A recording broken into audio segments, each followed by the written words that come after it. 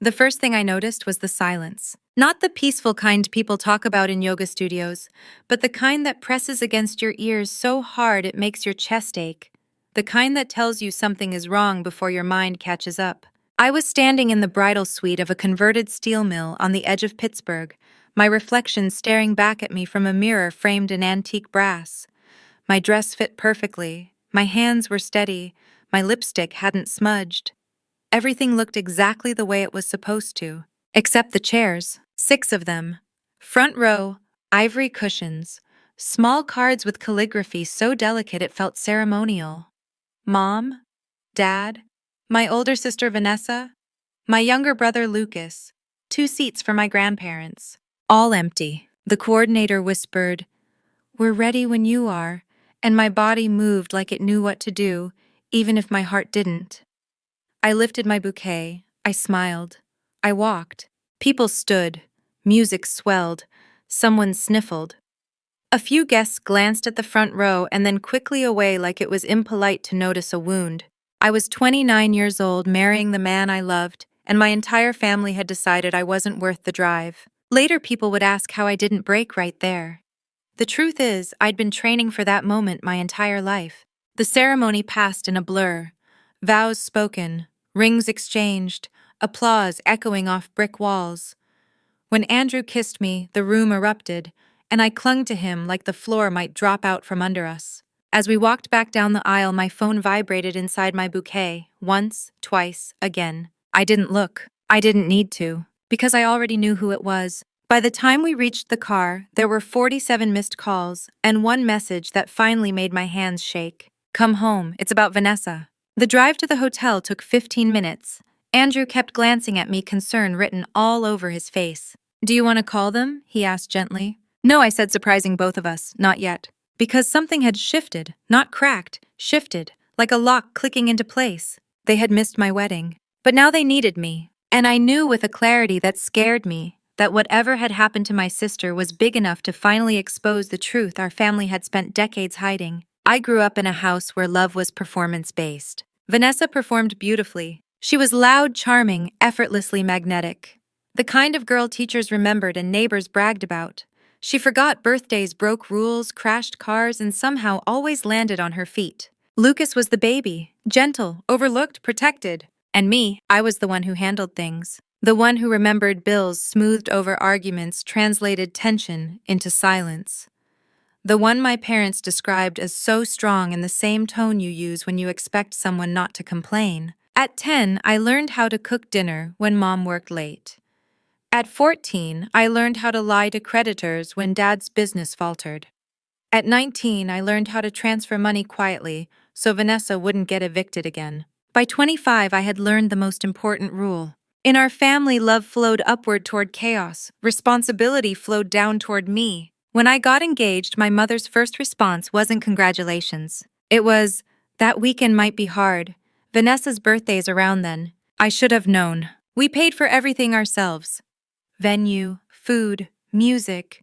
Even the photographer after my parents forgot to send the check they promised. The night before the wedding, Mom texted, "We might be running late. Don't stress."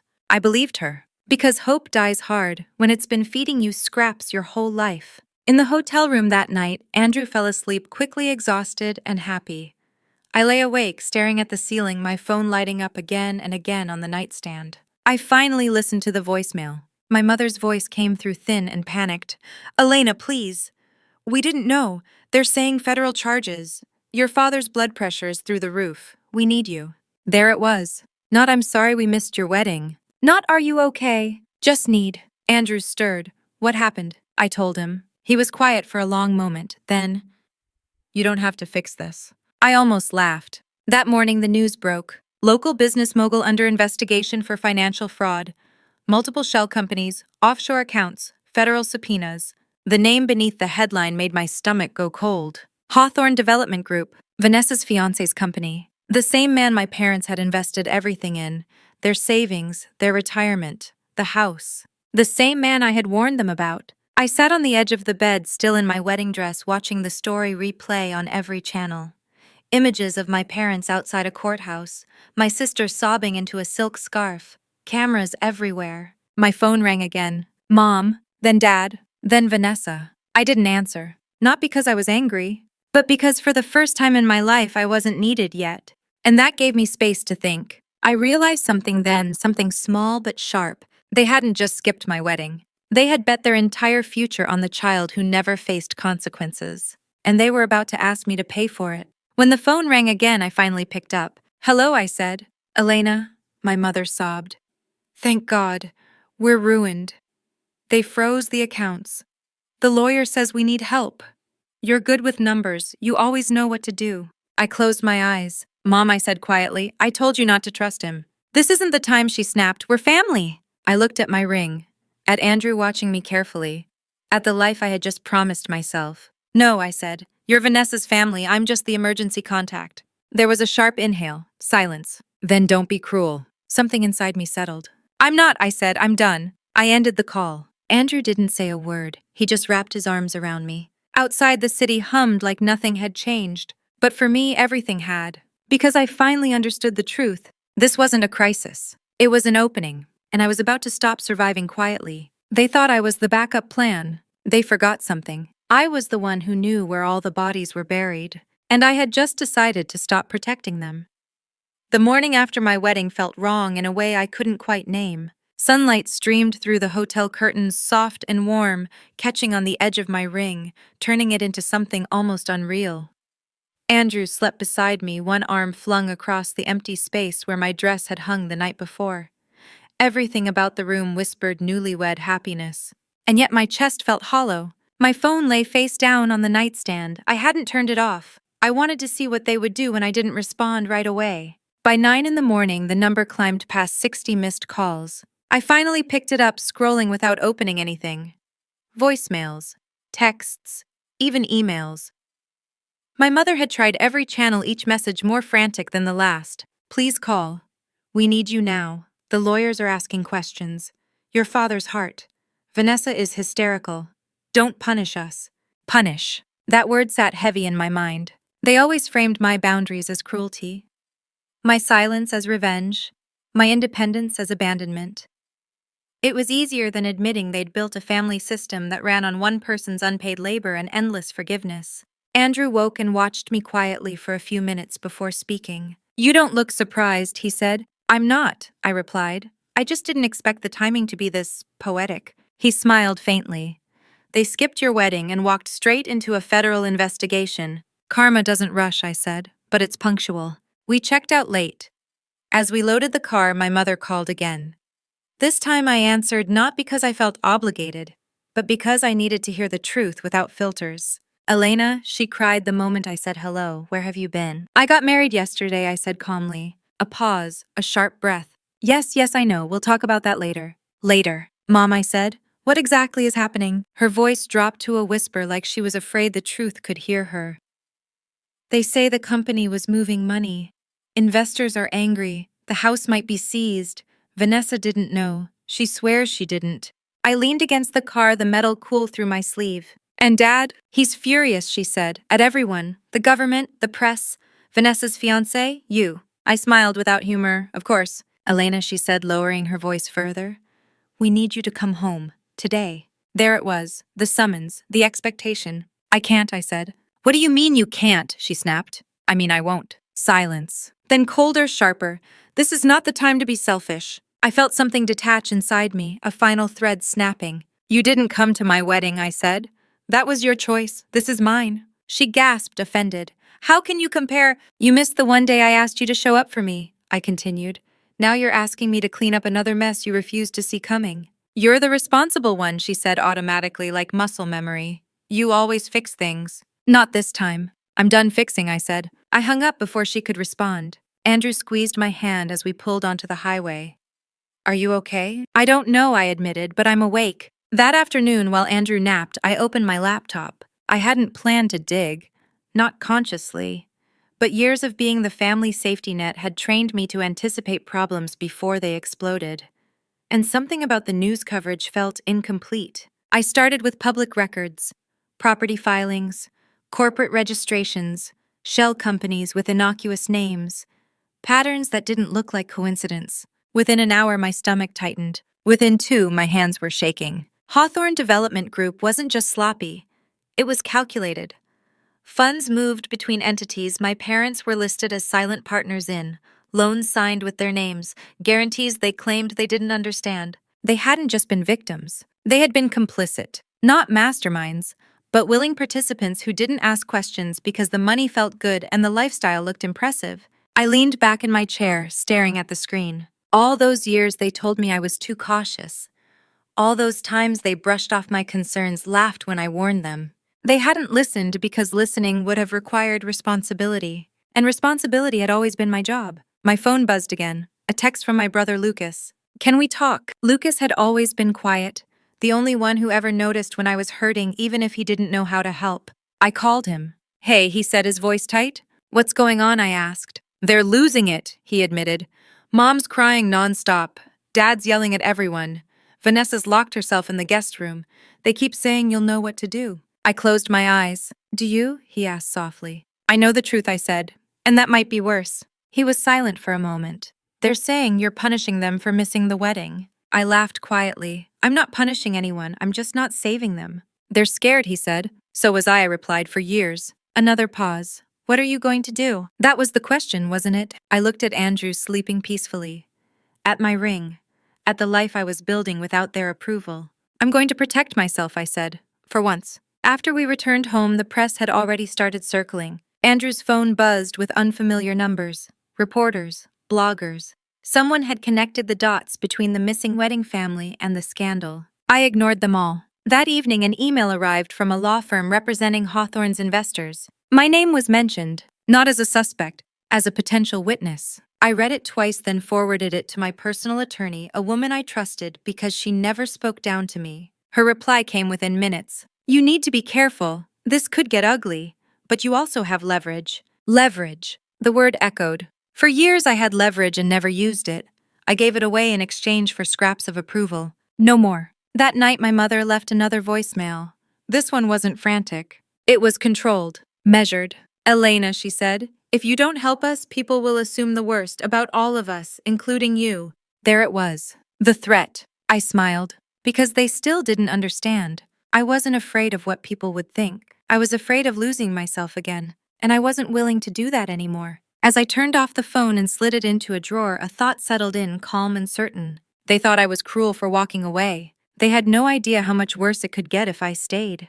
And for the first time, I wasn't going to stop the consequences from coming. I was going to step aside and let them land. The first knock came 3 days later. It was a hard, deliberate knock. Not the polite kind you ignore. Not the neighborly kind. The kind that assumes you will answer. Andrew looked up from the kitchen table. "Are you expecting anyone?" I already knew the answer. "No," I said, "but they are." When I opened the door, my mother stood there with my father beside her. Both of them framed by the narrow hallway, like they still owned space in my life. My mother's hair was pulled back too tightly. My father's jaw was set in that familiar way that meant he'd already decided he was right. Vanessa was not with them. That alone told me everything. "We need to talk," my mother said, stepping forward as if the apartment were still an extension of her authority. I didn't move aside. "Now isn't a good time," I said calmly. My father scoffed. "Of course it is. You've had your little honeymoon. Reality's here." Andrew appeared at my shoulder. He didn't say a word. He didn't have to. His presence alone shifted the balance, and I saw my father notice it, resent it. "We're not here to fight," my mother said quickly. "We just need to clear up a misunderstanding." I smiled. "You came without calling. That tells me everything I need to know about your definition of misunderstanding." My father's face flushed. "Enough with the attitude. We're in serious trouble, Elena." "So I've heard." My mother's voice softened the way it always did when she was about to ask for something. "Honey, the lawyers say your name came up." "That's not surprising," I said. "You put it on documents." Her eyes flickered. "We didn't realize." "You signed," I interrupted. "You notarized. You transferred funds. You realized." The silence that followed was thick and uncomfortable. Andrew shifted beside me. "This conversation isn't happening here." My father bristled. "This is family business." Andrew met his gaze evenly. "Then you should have treated her like family." I watched something in my father crack then. Not remorse, pride. "We sacrificed for you," he snapped. "Everything we did was for this family." "No," I said quietly. "Everything you did was for Vanessa." My mother gasped. "That's not fair!" Isn't it? I asked. Name one major life event of mine you showed up for without being asked. She opened her mouth, closed it. My father stepped forward. This isn't about old grievances. It always is, I replied. You just didn't want to hear them when it was convenient to ignore me. Andrew touched my arm. Do you want me to call your lawyer? My mother panicked. No, please. Elena, we just need your help. You understand numbers. You understand systems. You could explain things, clarify intentions. Clarify intentions. That phrase echoed the same way Don't Be Cruel had. You want me to lie, I said. We want you to help my father corrected. I won't, I said. My mother's eyes filled with tears, real or practiced, I couldn't tell anymore. If you don't, we could lose everything. I nodded slowly. You already did. She reached for my hand. I stepped back. You chose this, I said. You chose to invest in something you didn't understand because it made you feel important. You chose to ignore warnings. You chose not to come to my wedding. My father's voice dropped low. You're enjoying this. That accusation surprised me with how little it hurt. No, I said, I'm done carrying it. His face hardened. If you don't help us, the consequences will affect you too. Andrew laughed quietly. Threatening her isn't the strategy you think it is. My mother's tears stopped instantly. Her expression sharpened.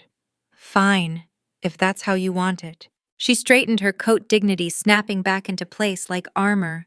Just remember when people ask where you were when your family needed you, you'll have to live with that. I smiled small and steady. I already have. I closed the door. The silence afterward was different than before. Lighter, cleaner. Andrew exhaled. That was overdue. I leaned against the door, my legs shaking now that the adrenaline was gone. They still think shame is their weapon. They don't know you anymore, he said. No, I agreed. They don't. That afternoon, my lawyer called. They're scrambling, she said without preamble. Your parents' attorney reached out. They want to know if you're willing to make a statement in support of them. I laughed softly. Of course they do. I advised them not to contact you directly again, she added. But here's the important part. Investigators are very interested in what you know and what you didn't participate in. I went still, meaning she said carefully you could protect yourself completely, or you could cooperate and expose everything. The word expose sat heavy in my chest. What would you recommend? I asked. She paused. Legally protect yourself. Personally, another pause. That's up to you. That night I couldn't sleep. Not because I felt guilty, but because memories kept surfacing uninvited. The Thanksgiving when Vanessa announced her engagement and my promotion was met with polite nods. The Christmas when my gift was a scarf still in the store bag while Vanessa received a new car.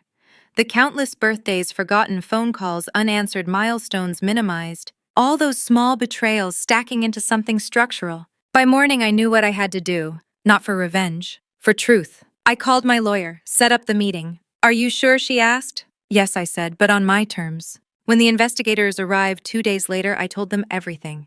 Not emotionally, not dramatically. Factually. Documents, dates, conversations, warnings given and ignored. The moment I realized my name had been used without consent, I didn't embellish. I didn't protect anyone. When it was over, one of them looked at me and said, You understand this will have consequences. I nodded. I'm counting on it. The news cycle exploded that evening. Parents of local social figure named as active participants in financial scheme. Silent partner status confirmed. Evidence suggests willful ignorance at minimum. Vanessa's name appeared less often. Mine not at all. My mother left one final voicemail. Her voice was cold now, controlled. You've made your choice. I listened to it once, then deleted it. Andrew watched me quietly. Do you feel bad? I considered the question. No, I said. I feel honest. Outside, the city lights flickered on, indifferent and alive. For the first time, I wasn't waiting for the fallout. I was ready for it. Because this wasn't the end of the story. It was the moment the balance finally shifted. And they still had no idea how much ground they were about to lose. The fallout didn't arrive like a storm. It came like rot finally exposed to air. Slow at first, quiet, then everywhere. I woke the morning after my statement to the sound of Andrew making coffee, the familiar clink of ceramic grounding me. For a moment, I forgot everything. The investigators, the documents, my parents' faces when they realized I wasn't bluffing. Then my phone buzzed, not with calls, with silence. No messages from my mother, no texts from my father, no frantic pleas from Vanessa, just notifications from news apps and a single email from my lawyer marked urgent. I sat up, heart steady in a way that surprised me, and opened it. Charges were being filed. Not rumors, not investigations, charges. conspiracy, financial misrepresentation, willful participation. My parents' names were listed clearly, not buried, not softened. Andrew watched my face as I read. Is it bad? It's final, I said. They can't spin this. He nodded slowly. How do you feel? I searched myself for the answer. Not relieved, not satisfied.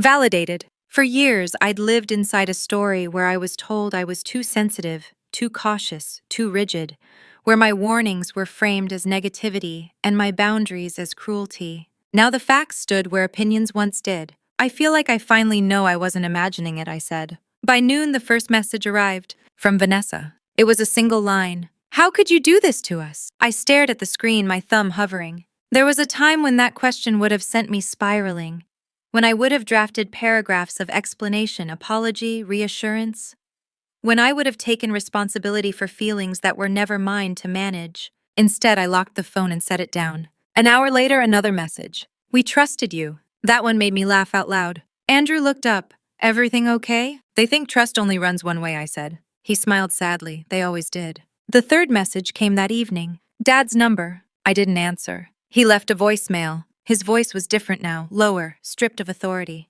You didn't have to go this far, he said. You could have handled this quietly, like you always do. There it was again. The expectation of silence, of containment, of sacrifice. I deleted the message without replying. That night, Andrew held me as the reality settled into my bones. Not grief, not yet. Something heavier. Acceptance. I wasn't losing my family. I was finally seeing them. The next few weeks unfolded with surgical precision. Accounts frozen, properties seized, court dates scheduled. Vanessa's fiancé disappeared from the public eye, entirely replaced by headlines and blurred photographs. Vanessa herself tried to rebrand the narrative, first as confusion, then as betrayal, then as victimhood. She posted carefully worded statements about mental health and misinformation, about loving her family, about being blindsided. I read none of it, but others did. And they noticed something she didn't. Her parents weren't defending her. They were defending themselves. The cracks showed. At a preliminary hearing, my mother avoided eye contact with Vanessa entirely. My father spoke only through his attorney. Vanessa sat alone, her posture rigid, her face caught somewhere between defiance and fear. Lucas texted me from the back row. They look small. I stared at the message for a long moment before replying. They always were. They just stood on my back. That realization hurt more than any accusation ever could. A week later, the first attempt at reconciliation came. Not from my parents, from my grandmother. She called late in the afternoon, her voice frail but sharp. Elena, she said, I raised your mother better than this. I closed my eyes. Did you? A pause. That's not fair. Neither was my wedding, I replied gently. She sighed. Families survive by closing ranks. No, I said. They survive by telling the truth. She was quiet for a long moment. You've embarrassed them. I smiled softly. They embarrassed themselves. After we hung up, Andrew found me standing by the window watching the city move on without us. You okay? He asked. Yes, I said. I think this is what peace feels like before it fully arrives. But peace doesn't come without resistance. The real retaliation arrived 3 days later. A formal letter from my parents' attorney, accusing me of coercion, of manipulation, of acting out of spite. Andrew read it once, then again, then laughed incredulously. They're threatening you. They're desperate, I said. My lawyer was less amused. This is intimidation, she said flatly. They're hoping you'll back down or make a public statement in their favor. I won't, I said. I know, she replied, but here's the thing, you now have a choice. I leaned back in my chair. I already made it. You could stay silent, she said. Let the system handle it. Or you could speak. Publicly. Yes, I considered it. For years, my voice had existed only in private conversations, buried under obligation and fear of conflict. The idea of stepping into the light felt foreign. What would that do? I asked. It would shift the narrative, she said. From scandal to pattern, from isolated incident to systemic behavior. I thought about the empty chairs at my wedding, about all the women I knew who played the same role I had. The fixer, the quiet one, the reliable one. Give me time, I said. That night, Vanessa showed up unannounced. I knew it was her before I opened the door. She had a way of occupying space that hadn't changed even now. She looked different, smaller, unpolished. Her eyes darted past me into the apartment like she expected to find something she was owed. We need to talk, she said. No, I replied calmly. You want to talk? She scoffed.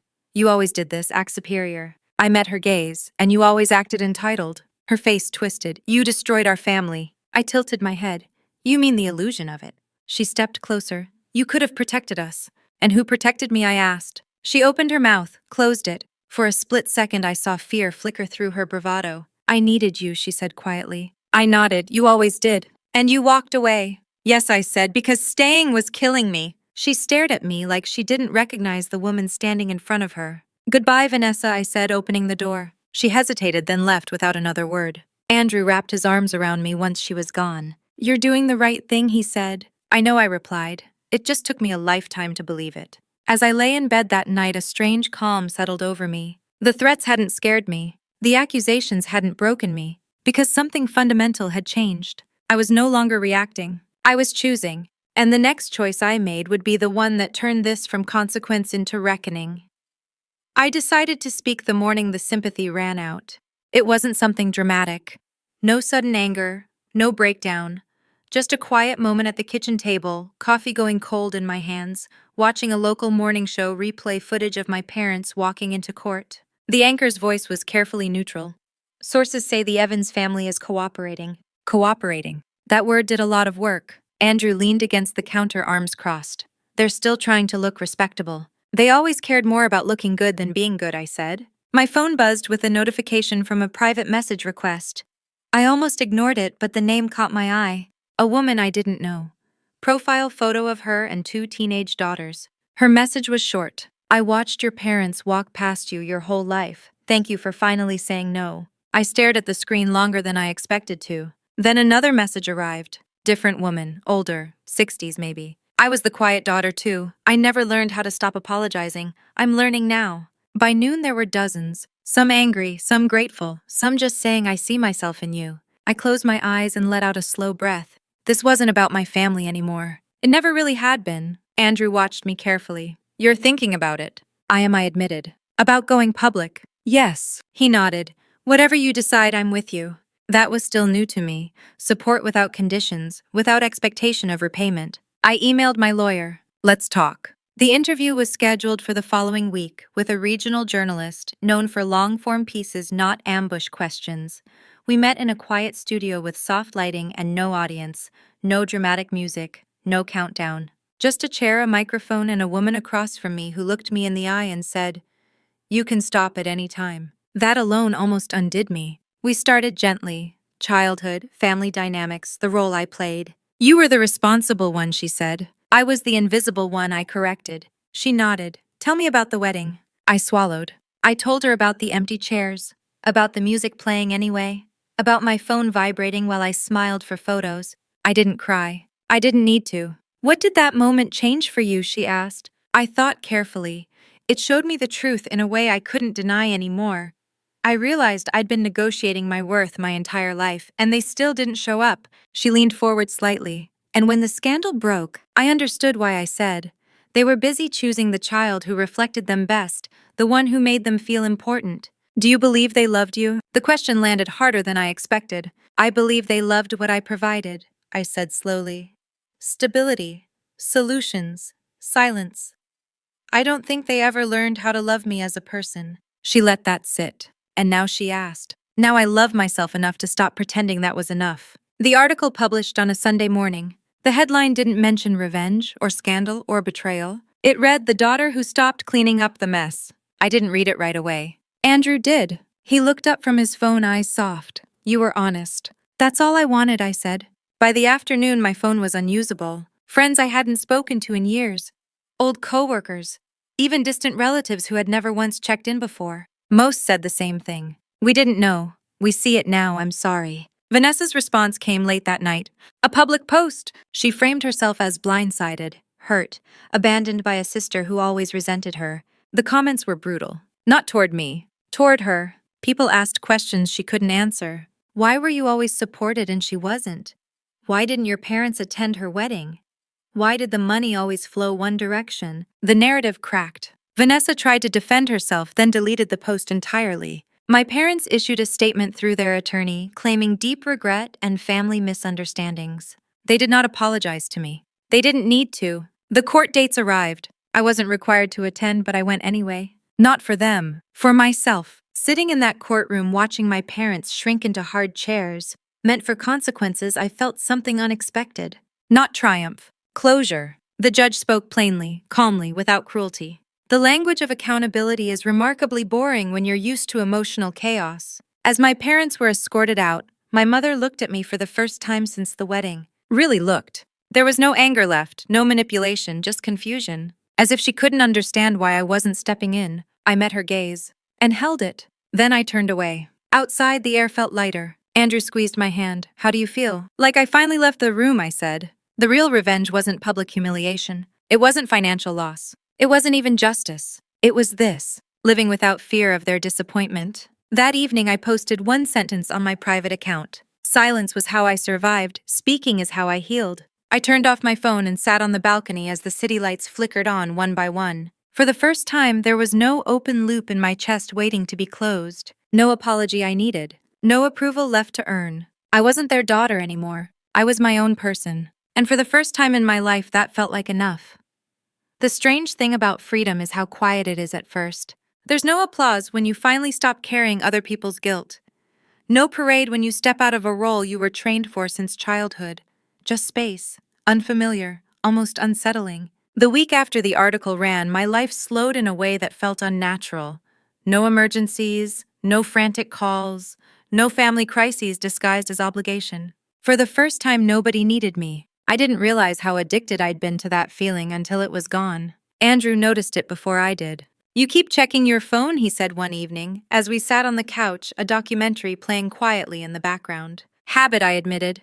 "I keep waiting for something to blow up. And if it doesn't," I shrugged, "then I guess I have to learn how to live without chaos." That turned out to be harder than I expected. The next few weeks brought an unexpected side effect of going public. Women started finding me. Not literally knocking on my door, but through emails, messages, forwarded links. Women my mother's age. Older, younger, divorced, widowed, estranged. They wrote the same things in different words. I was the responsible one, too. I paid the bills. I kept the peace. They only called when something was wrong. They missed my wedding, my graduation, my surgery. I thought it was normal. Reading those messages felt like holding a mirror up to a life I had barely survived. One message stayed with me, from a woman named Carol, 61 years old. "I spent 40 years fixing my siblings' messes. When my parents died, they wrote me out of the will because I was already successful. I wish I had stopped sooner." I stared at that sentence for a long time. The will. Inheritance. That word sparked something I hadn't thought about in months. My grandmother. She had passed away the year before my wedding. Quietly. No drama. No grand gestures. Just a short service and a polite reading of a will that left sentimental items to me and everything else to my parents. At the time, I hadn't questioned it. I was used to being excluded from anything tangible. But now, with lawyers and documents fresh in my mind, something felt off. I called my attorney the next morning. "I have a question," I said, "about my grandmother's estate." She paused. "I was wondering when you'd ask." That wasn't reassuring. "What do you mean?" "There were irregularities," she said carefully. "Nothing illegal on paper. But unusual changes close to the end." My stomach tightened. What kind of changes? "She revised her will less than 3 months before she died," my lawyer said. "Your parents were heavily involved in the process." I closed my eyes. Of course they were. She was in early cognitive decline at the time, my lawyer continued. Not incapacitated, but vulnerable. The room felt very still. "And before that," I asked. "Before that," she said, "you were listed as co-beneficiary, equal to your parents." I didn't speak. I couldn't, because suddenly everything clicked. The pressure to visit more often. The sudden interest in her finances. The way my mother insisted I didn't need the money. The casual dismissal of my questions. They hadn't just used me. They had erased me. "Is there anything I can do?" I finally asked. "Yes," my lawyer said, "but it won't be pretty." I laughed softly. "I think we passed pretty a while ago." The decision weighed on me for days. This wasn't just about money. It was about proof. Proof that the pattern wasn't imagined. That the favoritism wasn't accidental. That the betrayal went deeper than missed weddings and ignored birthdays. Andrew listened quietly as I talked it through one night over dinner. "They took from her," I said. "From someone who trusted them." "They took from you," he corrected gently. I nodded. I just didn't realize how literally. "Do you want revenge?" he asked. The question surprised me. "No," I said after a moment. I want the truth on record. That was how it started. Not with a lawsuit, with a letter. A formal request for disclosure sent to the executor of my grandmother's estate. My parents' lawyer responded within days. Defensive, dismissive, condescending. Your client received items of sentimental value. There is no basis for dispute. Pursuing this would only cause further family harm. Family harm. I forwarded the email to my lawyer with one line. Proceed. What followed was slow and methodical. Medical records, meeting notes, witness statements, a timeline that painted a very different picture than the one my parents told. My grandmother's longtime accountant confirmed concerns he'd raised. A neighbor recalled my grandmother asking why I wasn't listed anymore. A nurse documented confusion around paperwork my mother had brought in. None of it screamed crime, all of it whispered manipulation. When my parents were served notice of the challenge, my phone rang immediately. I didn't answer. Vanessa tried next. You're really doing this, she demanded when I finally picked up. Yes, I said calmly. You already destroyed everything, she snapped. Why can't you just stop? Because stopping is what I did my whole life, I replied. And it nearly erased me. She scoffed. You always want to be the victim? I smiled to myself. No, I finally stopped volunteering for it. She hung up. The hearing was scheduled for early fall. By then, the criminal case against my parents had advanced far enough that the estate dispute took on new significance. Financial patterns mattered. Motives mattered. Their image as confused, well-meaning parents was cracking from every angle. At the preliminary estate hearing, I sat across from them again. This time they looked older, smaller. My mother's hands shook as she clutched her purse. My father avoided my gaze entirely. The judge listened, asked questions, took notes. When my lawyer presented evidence of the will change, the room shifted. Not dramatically, but unmistakably. The judge frowned. Intent matters, he said, and so does vulnerability. My mother looked at me then. Really looked. And for the first time I saw fear without entitlement. After the session, she tried to speak to me in the hallway. Elena, she said quietly, this is unnecessary. I met her eyes. So was rewriting a dying woman's will. Her mouth trembled. You thought I wouldn't notice, I said. She said nothing. As Andrew and I walked out into the cool autumn air, he squeezed my hand. You okay? Yes, I said honestly, I'm not angry anymore. What are you then? Clear. Because this wasn't revenge driven by rage. It was reckoning driven by truth. And somewhere deep inside me, the quiet daughter who was always told not to rock the boat finally stood up straight. The boat had been sinking for years. I was just the first one who refused to drown with it. The thing no one tells you about standing your ground is that the ground fights back. The weeks leading up to the estate hearing were a slow grind of tension. Not loud, not dramatic, just constant. Emails from lawyers, documents to review, old memories resurfacing at inconvenient moments, usually when I was trying to fall asleep. Andrew noticed the pattern before I named it. You're bracing again, he said one night as we lay in bed, the room dark except for the glow of the city through the curtains. I don't know how not to, I admitted. Every time I think it's done, there's another layer. He turned onto his side, facing me. You don't have to be perfect through this. I exhaled. I know, it's just, this time feels different. How? This time I said slowly, they can't pretend it's just family drama. This is on record, in front of a judge. The hearing itself was set for a Tuesday morning early enough that the courthouse halls still smelled faintly of cleaning solution and old paper. I arrived with Andrew and my lawyer, my stomach calm in a way that felt almost unnatural. My parents were already there. So was Vanessa. And Lucas. That surprised me. Lucas caught my eye from across the room and gave a small nod. Not reassurance, not apology, just acknowledgement. It meant more than he probably knew. The hearing began without ceremony. No speeches, no theatrics. Just facts laid out one by one, each one chipping away at the story my parents had clung to for years. My lawyer presented the timeline, the cognitive assessments, the sudden will revision, the witnesses. Then came the moment I hadn't anticipated. The judge looked at my parents' attorney and said I'd like to hear from the other children. Vanessa stiffened instantly. Lucas swallowed hard. My mother's head snapped up. Your Honor, that won't be necessary. It will, the judge replied calmly. Vanessa spoke first. She was polished, controlled, emotional in all the right places. She talked about stress, confusion, grief, about how hard that time had been for everyone, about how our grandmother loved all of us and would never intentionally hurt anyone. She never once looked at me. When she finished, the judge nodded politely and turned to Lucas. He stood slowly. I watched his hands shake as he adjusted the microphone. He looked smaller than he had as a teenager, shoulders slightly hunched like he was used to minimizing himself. He cleared his throat. I don't think my parents meant to hurt anyone, he began. My mother relaxed visibly. Then he continued. But they did. The room went still. He glanced at me briefly, then back to the judge. I was there when Mom brought the papers. Grandma was confused. She asked why Elena wasn't included anymore. Mom told her Elena was busy, that she didn't need anything. My mother's face drained of color. Lucas went on, voice steadier now. Grandma asked to wait. Dad said it was time-sensitive, that they'd explain it later. They never did. My father stared straight ahead, jaw clenched. I didn't say anything then, Lucas admitted.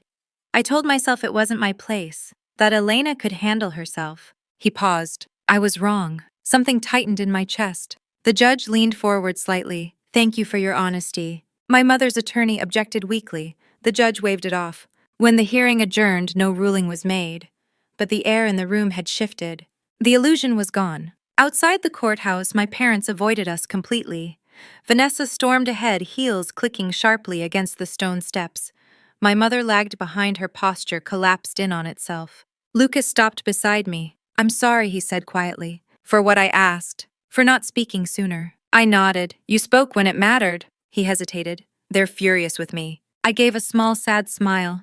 That's how you know you told the truth. That night my phone buzzed with a message from my mother. You've turned your brother against us. I stared at it for a long moment before replying. He chose honesty. You taught us to value family appearances over truth. He's unlearning that. Her response came instantly. You've poisoned this family. I typed back slowly. No, I stopped absorbing the poison. I turned off my phone. The ruling came 2 weeks later. Partial invalidation of the revised will. Not a full reversal, but enough. Enough to establish undue influence. Enough to restore a portion of what had been taken. Enough to place the truth into public record. When my lawyer called with the news, I sat down heavily on the couch. You okay? She asked. Yes, I said. I just didn't realize how much I needed to hear that. The money didn't feel like a victory. It felt like acknowledgement. Proof that the story I'd lived in wasn't imaginary. Vanessa sent one final message that night. Enjoy the money. Hope it was worth losing your family. I read it once, then deleted it. Andrew found me on the balcony, the night air cool against my skin. They ruled, I said. He nodded. I know. I don't feel triumphant, I admitted. I feel lighter. That's because you stopped carrying things that were never yours, he said. As the city lights shimmered below us, a realization settled quietly into place. This wasn't revenge in the way movies sell it. There was no dramatic confrontation. No final speech that fixed everything. The real revenge was structural. It was changing the record, changing the narrative, changing who paid the cost of silence. And for the first time in my life, the cost wasn't mine. The money arrived quietly. No envelope. No ceremony. Just a notification from my bank on a Wednesday morning while I was folding laundry. The amount wasn't extravagant, not compared to what my parents had once controlled, but it was enough to make my hands pause mid-motion. Not because of the number, because of what it represented. For the first time in my life, something had been returned to me instead of taken. I sat on the edge of the bed and let the feeling pass through without rushing to define it. Relief came first, then grief, then something that felt dangerously close to peace. Andrew found me there a few minutes later. You okay? I think so, I said. It's just strange. What is having something given back instead of being told I didn't need it? He sat beside me. You always needed it. They just didn't want to admit that. The days that followed were quieter than I expected.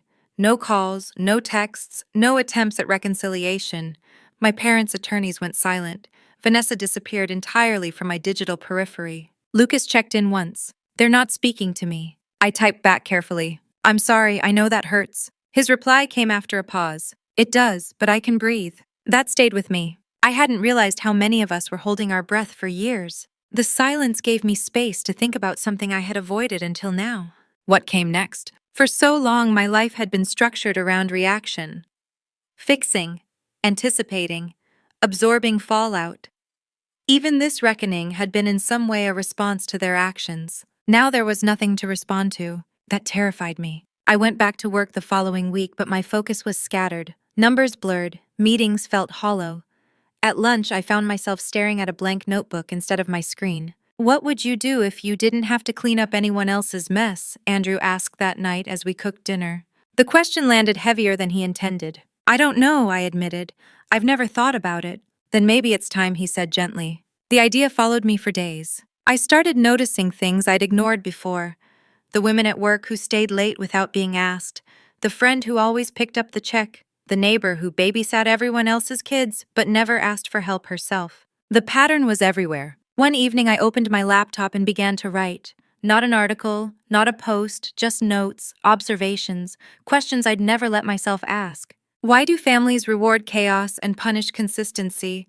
Why are daughters taught to disappear quietly? Why is silence mistaken for strength? I didn't plan to show it to anyone, but the words kept coming. Andrew read over my shoulder once and said, "You know this matters, right?" I shrugged. It's just thoughts. No, he said. It's a map. The first email came a few days later, from a woman named Denise, mid-50s, divorced, estranged from her siblings. I read your interview. I thought I was the only one. I'm not looking for sympathy. I just want to stop feeling crazy. I stared at the message longer than I should have. Then I replied, "You're not crazy. You were trained." She wrote back immediately. That's exactly it. More emails followed, slowly at first, then faster. Women telling me pieces of their stories like they were passing contraband. I realized something uncomfortable. They weren't asking me to fix anything. They were asking me to witness it. That night, Andrew poured 2 glasses of wine and sat across from me at the table. "You're building something," he said. "I'm just listening," I replied. That's how it starts. A month later, my parents made their final move. Not legal, personal. A letter arrived in the mail, handwritten, my mother's script unmistakable. I didn't open it right away. I let it sit on the counter for a full day like a test. When I finally unfolded the paper, the words were neat, controlled, familiar. Elena. We never intended for things to go this far. Families make mistakes. We did what we thought was best at the time. We hope one day you'll understand that none of this came from malice. We still love you. Mom and Dad. I read it twice. There was no apology, no accountability, just justification wrapped in sentiment. I folded the letter and placed it in a drawer. Andrew watched me do it. "Do you want to respond?" "No," I said. They wrote it for themselves. The following week, Vanessa tried one last time. She showed up at my office. I saw her through the glass before she reached the reception desk. Her hair was pulled back too tightly, her makeup flawless in a way that felt defensive. "I need to talk to you," she said when I stepped outside. I looked at my watch. "You have 5 minutes." She flinched. "You didn't have to do all this." "I did," I replied. "You took everything," she snapped. "The money, the story, you made us villains." I tilted my head. I told the truth. "You always twist things to make yourself look noble," she said bitterly. I smiled sadly. "I used to twist myself to make you comfortable. This is different." She crossed her arms. "Do you feel powerful now?" I considered the question. "No," I said honestly, "I feel done." That seemed to unsettle her more than anger ever could. She left without another word. That night, I slept deeply for the first time in months. No dreams, no tension, just rest. In the morning, I woke with clarity instead of dread. I opened my notebook again. This time, I didn't write questions. I wrote intentions. I will stop confusing usefulness with love. I will not disappear to make others comfortable. I will tell the truth, even when my voice shakes. I didn't know yet what shape this new chapter would take. A project, a community, a book, maybe none of those. But I knew this much. The revenge wasn't the courtroom. It wasn't the money. It wasn't watching them face consequences. The revenge was reclaiming my future before it could be traded away. And for the first time, the future felt wide open. The first time I said no without explaining myself, my hands shook. It happened on a Thursday afternoon at work. A colleague stopped by my desk with that familiar smile, the one that always preceded an unreasonable request. "You're so organized," she said. "Any chance you could take this on just until things calm down?" I looked at the stack of files she placed on my desk. Not my responsibility. Never had been. But I had always said yes before because saying no felt like abandonment. This time I met her eyes. "I can't," I said. She blinked. "Oh, is something wrong?" "No," I replied. "I'm just not available." The moment stretched awkwardly. Then she nodded slowly and picked up the files. "Okay," she said, clearly unsure what to do with the boundary. When she walked away, my pulse raced like I'd just committed a crime. 10 minutes later, the world hadn't ended. That was when I realized how much of my fear had been imaginary. The same pattern repeated itself over the next few weeks. Friends who were used to leaning, coworkers who assumed I'd catch what they dropped. even extended family members who resurfaced once they smelled inheritance money in the air. Each no felt sharp at first, then it felt clean. One afternoon, an email arrived from a woman named Judith, 68 years old, widowed, 3 grown children. I read your story and recognized my life in every paragraph. I've spent decades being the glue. When I stopped, everything cracked. They're angry. Did I do the wrong thing? I stared at the screen for a long time before replying. No, you did the necessary thing. Anger is the sound of a broken pattern, she wrote back 2 days later. I slept through the night for the first time in years. I sat back in my chair, heart tight, with something like awe. This was bigger than me. The idea scared me. It also steadied me. Andrew noticed the shift too. You're standing differently, he said one night as we brushed our teeth side by side. How so? Like you're not bracing for impact anymore. I watched our reflections in the mirror. The woman staring back at me looked familiar but softer around the edges, less guarded. I think I'm finally on my own side, I said. That was when the call came, from my parents' attorney. I almost didn't answer, but something in me wanted to hear the final attempt. Ms. Hale, he said formally. He had never once called me Elena. I'm reaching out to see if you'd be willing to reconsider your position. I leaned back in my chair. On what? On continued public silence, he said. Your cooperation has already had significant consequences. I smiled. That was the point. There's concern, he continued carefully, that further commentary could damage reputations irreparably. I closed my eyes briefly. Whose? I asked. A pause. Everyone's? No, I said calmly, just theirs. Your parents are prepared to offer a settlement, he said. Additional compensation, in exchange for a statement of reconciliation. There it was. The final transaction. I'm not for sale, I said. He cleared his throat. You should think carefully. Family estrangement can be isolating. I laughed quietly. Isolation is what I lived in for decades. This is connection. Silence. Then very well, he said stiffly. Good day. I hung up and felt nothing but relief. That night Andrew brought home takeout and 2 candles. Nothing fancy, just intention. To what are we celebrating? I asked. He smiled, the fact that you didn't flinch. We ate slowly, talking about nothing important. Movies, travel, a trip we might take next spring. Life unburdened. The next morning a package arrived. No return address. Inside was a photo album, old photographs, yellowed edges, faded colors. My grandmother's handwriting labeled each page. Elena helping in the garden, Elena's science fair, Elena at 12 reading again. I sank onto the couch, turning the pages with shaking hands. At the back of the album was a folded letter. I recognized the script immediately. Elena, if you're reading this, it means you finally have space to hear me. I saw how much you carried. I wanted to protect you, but I trusted the wrong people to do it. I'm sorry. You were always enough just as you were. Tears slipped down my face, quiet and steady. Andrew sat beside me, his arm around my shoulders. She saw you, he said softly. Yes, I whispered. She did. That letter changed something fundamental. It closed a loop I didn't know was still open. For the first time, I felt chosen without conditions. That afternoon, I made a decision. Not out of anger, out of clarity. I would create a space for women like us. Not a charity, not a movement. A place to tell the truth without being told to soften it. I didn't announce it. I didn't brand it. I just started. A small weekly gathering at the community center. No cameras, no recordings. Just chairs in a circle. The first week, 5 women showed up. The youngest was 48, the oldest was 72. They didn't need prompts. The stories poured out about favoritism, about inheritance, about being forgotten at holidays, about being called strong when what they were was exhausted. When it was my turn, I didn't give a speech. I said one sentence. I stopped disappearing and the world didn't end. They nodded like I'd given them permission. That night, as I locked up the center and walked home under the streetlights, I felt something I hadn't felt before. Not justice, not revenge. Purpose. The kind that doesn't shout. The kind that hums quietly beneath your life and keeps you steady when old ghosts try to pull you backward. I didn't know yet how far this would go, but I knew one thing. The cycle didn't break in a courtroom. It broke the moment I stopped explaining why I deserved to exist. The backlash didn't come from my parents. It came from people who recognized themselves in them. I should have expected that. By the 3rd week of the women's gathering, the circle had grown. Chairs scraped softly across the linoleum floor as more women arrived early. Coats folded neatly on laps. Eyes scanning the room like they weren't sure they were allowed to take up space yet. We never advertised. No flyers, no social media posts. Just word of mouth, quiet and persistent, the way truth travels when it's been waiting a long time to be heard. One woman cried every time she spoke. Another never cried at all. One laughed too much as if humor were a life raft. Another sat silently for 3 meetings before finally whispering, "I thought it was just me." It never was. That was the part that stayed with me. The realization that isolation thrives on secrecy and that naming things out loud weakens them.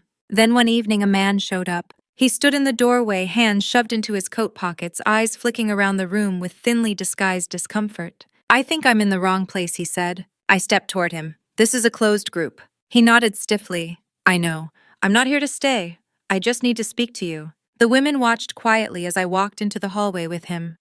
His face looked familiar in a way I couldn't place until he spoke. "I'm your cousin Mark," he said, "on your father's side." I hadn't seen him in over a decade. "What do you want?" I asked calmly. He shifted his weight.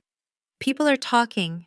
About you, about the group, about what you did to your parents." There it was. "What exactly did I do?" I asked. "You aired family business," he said. "You embarrassed them." I smiled faintly. "They embarrassed themselves." He frowned. "That's not how everyone sees it." "I'm not responsible for everyone's comfort," I replied. He sighed heavily, rubbing a hand over his face. "Look, I'm not here to fight. I just think you should know that some people are saying you went too far. That you're punishing them." Punishing. The word again. I crossed my arms. "Why is accountability always described as punishment when it's directed upward?" He blinked. "That's not fair." Neither was rewriting a will, I said. Neither was skipping my wedding. Neither was using me as a financial firewall for decades. He looked away. "Families are complicated." "They're not," I said gently. "They're just uncomfortable when patterns are exposed." He studied me for a long moment, then shook his head. "You used to be easier." I nodded. "I know." That seemed to unsettle him more than anger ever could. He left without another word. Inside, the women waited quietly. No one asked what he wanted. They already knew. That night, after everyone had gone home, I sat alone in the circle of empty chairs and let the fatigue hit me. Not physical exhaustion. Emotional weight. The kind that comes from holding space for other people's pain while making sure you don't disappear inside it. Andrew noticed it the moment I walked through the door. "You're carrying too much," he said. "I don't want to stop," I replied. "But I don't want to become the fixer again either." He nodded. "Then don't fix, just witness." That advice saved me. I stopped offering guidance, stopped summarizing, stopped translating feelings into neat conclusions. I let silence do its work. Something shifted after that. The women began speaking to each other instead of looking to me. They challenged one another gently. They laughed more. They began using phrases like, "I said no and I didn't explain myself," like they were learning a new language. And I realized my role wasn't leadership. It was permission. The real test came the night my mother called. It was nearly 11. I almost didn't answer. But I did. "Elena," she said, her voice thinner than I remembered. "I heard about the group." I closed my eyes. "Of course you did. You're turning people against their families," she said quietly. "No," I replied. "I'm helping them tell the truth." She inhaled shakily. "That's not the same thing." "It is," I said. "Truth just feels like betrayal when you benefit from silence." Her breath hitched. "You don't know how hard this has been." I waited. "You've always been strong," she continued. "You could have carried this without making it public." There it was. The final expectation. "I carried it," I said calmly. "For decades. I'm done." She was silent for a long moment. Then softer, almost pleading. "What do you want from us?" The question surprised me. "I don't want anything," I said honestly. "That's the point." She exhaled, something like relief slipping through her voice. "Then I guess this is goodbye." I felt no panic, no desperation. Maybe I said, or maybe it's just the end of pretending. When the call ended, I sat quietly for a long time, waiting for the familiar guilt to crash in. It didn't. Instead, something steadier took its place. Acceptance. Not forgiveness, not reconciliation. Acceptance that some relationships only exist as long as one person is willing to disappear. And I was no longer that person. The next morning, I received an email from a local nonprofit that worked with women over 50 navigating late-life transitions.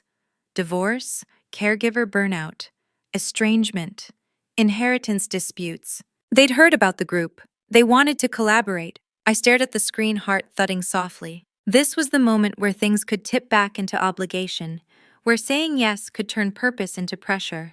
Andrew watched me think it through. "You don't have to save the world," he said. "I know," I replied. "But I can build something honest." I agreed to meet them on my terms. Limited scope, shared leadership, clear boundaries. For the first time, I negotiated from self respect instead of fear. That evening, I walked along the river alone, the city lights reflecting off the water in broken lines. I thought about the girl I'd been, the one who learned early that being needed was safer than being loved. I wasn't needed anymore. And that was the greatest freedom of all, because when people no longer need you to survive, they finally have the chance to choose you. And if they don't, you survive anyway. The first time someone called me brave, I almost corrected them. Bravery implies fear conquered in a single moment, a clean arc from trembling to triumph. What I felt was messier than that. Slower. Like unlearning a language I'd spoken my whole life and stumbling through a new one sentence by sentence. The collaboration with the nonprofit began quietly. No press, no announcements, just a borrowed room on Tuesday afternoons and a sign-in sheet with first names only. The women who came carried decades in their shoulders. 55, 62, 70, ages where society tells you to be grateful to settle to keep the peace. They didn't want inspiration. They wanted permission. On the third week, a woman named Ruth spoke for the first time. Her voice shook as she folded her hands in her lap. My parents left everything to my brother, she said. They said it was tradition. He hasn't spoken to them in 10 years. I took care of them. I changed diapers. I paid bills. No one interrupted. I thought if I stayed kind, they'd see me, she continued. They never did. Silence held the room thick and respectful. What did you do after I asked gently? She smiled small and sad. I apologized to him. The room exhaled as one. I felt something rise in my chest. Not anger, but recognition. What if you stopped apologizing? I asked. What if the apology was never yours to give?